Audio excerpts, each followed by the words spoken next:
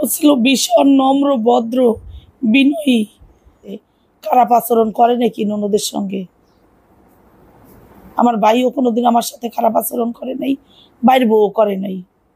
এবার পলাশ সাহার বড় বোন দিলেন আরেক চমক। আমার ভাইয়ের বউয়ের কোনো দোষ নেই, সব দোষ আমার মায়ের। আমার ভাইয়ের সাথে সুস্মিতার বিয়ে আমি নিজে পছন্দ করে করিয়েছিলাম।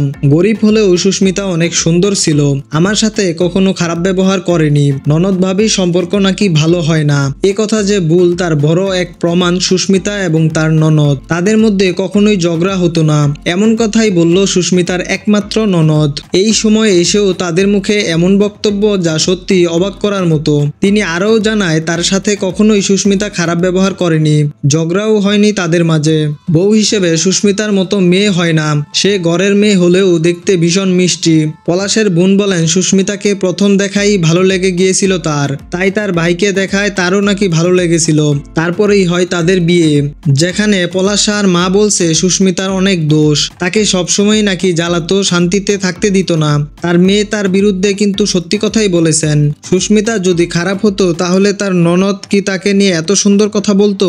এই বিষয়ে আপনাদের মতামত জানিয়ে দিন কমেন্টে। মায়ের বিষয়ে কি বলেন? মা তো মাই, জন্মদাত্রী মা, মার কথা কি বলবো।